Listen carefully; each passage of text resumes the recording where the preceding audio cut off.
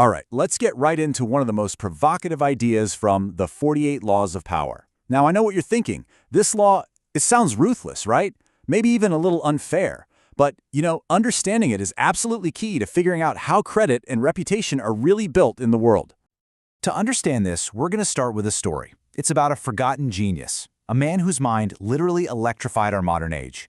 Seriously, every time you flip a switch, every city that glows at night, it's all built on the back of his work. And just think about it for a second. This is the guy who pioneered alternating current, who conceptualized radio, who had a mind that saw decades, maybe even a century into the future. Nikola Tesla died alone, broke, and was pretty much erased from the history books. So what happened? He had the genius, for sure, but he was missing something else, something his biggest rival had, and then some. And that's what this is all about. This isn't just a story about science. It's a story about power. We're going to deconstruct the exact strategy that defined his tragic rivalry, and it reveals a pretty brutal truth about the difference between just doing the work and actually getting the credit for it. So, first up, a tale of two geniuses. We've got the creator versus the strategist. Our story really kicks off in New York, way back in 1884. You have these two titans of invention, and they are on a collision course that's going to change everything. On one side, you have Nikola Tesla, the pure creator. This guy was obsessed with the work itself. He was working 18-hour days, convinced that his brilliant inventions would just naturally speak for themselves. And on the other side, Thomas Edison, the master strategist. He understood that the real game wasn't just invention, it was public perception and, most importantly, power. So early on, Edison makes Tesla a promise that would have been life-changing: $50,000. I mean, that's an absolute fortune back then, and all Tesla had to do was completely redesign Edison's incredibly inefficient dynamos. For a whole year, Tesla poured his entire being into this project. And guess what? He did it. He pulls off this massive breakthrough for the company, goes to Edison to collect his reward, and Edison just laughs in his face. He calls it American humor and offers a tiny little raise instead. And right there, that was Tesla's first and most brutal lesson. Doing the work is not the same as getting the reward. So what was the fundamental difference in their thinking?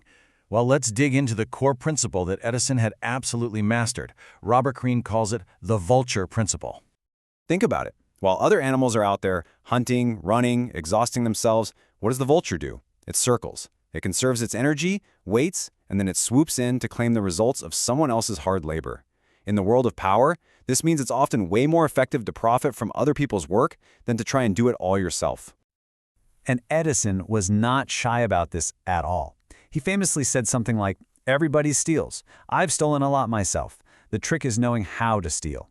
He basically built an invention factory, right? He'd hire the best minds, let them do the heavy lifting, but made damn sure there was only one name on the final patent: his. And the consequences for Tesla? Absolutely devastating. It happened again and again. His AC system ends up powering the entire world, but George Westinghouse gets the credit. He invents radio, but Marconi gets all the glory.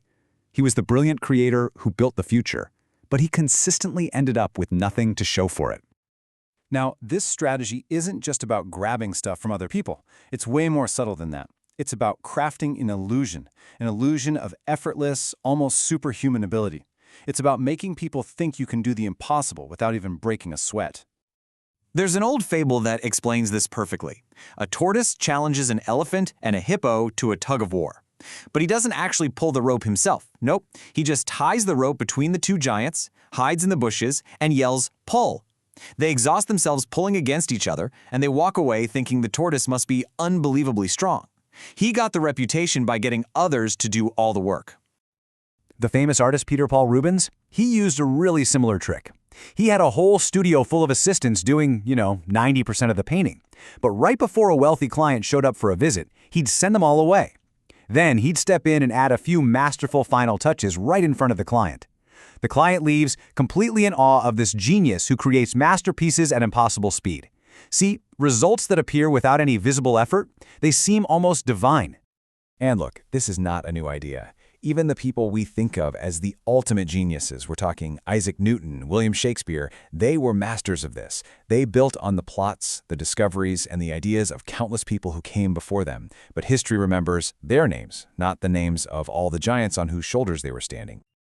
Okay, so how does this centuries-old law apply to you right now in a modern office or on your next team project? Well, the dynamics are surprisingly similar. I mean, think about any big group project you've been on. There's almost always a split, isn't there? You have the hands, the people doing the coding, the research, staying late, and then you have the face, the person who assembles it all and presents the final product. The system, more often than not, rewards the face, not just the hands. At the end of the day, what this really shows us is that visibility often trumps pure effort. The person who connects all the pieces, who presents the findings, and who attaches their name to the outcome, well, they're the one who is seen as the leader. It's not about working less, it's about shifting your mindset from being just a worker to being the owner of the success. But, and this is a huge but, before you even think about trying this, a crucial word of warning. This is a dangerous, dangerous law. If you use it clumsily or too early, it can backfire spectacularly. Look, if you don't have a secure position of power, trying to grab all the credit doesn't make you look like a godlike genius. It makes you look like a thief. And worse, it creates resentful enemies out of your coworkers who feel, rightly, that their work was stolen. You have to establish your own authority first before you can even think about claiming the glory. The master strategist Henry Kissinger is the perfect example of how to navigate this. He was brilliant at it. He would take credit for the work done by his subordinates, but he always made sure to graciously give credit for his own successes upwards to his boss, President Nixon.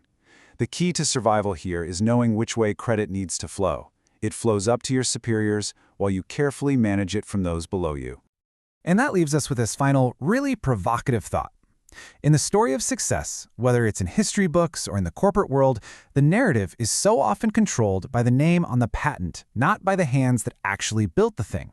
It's a tough lesson, for sure, but an absolutely essential one for understanding how power really works.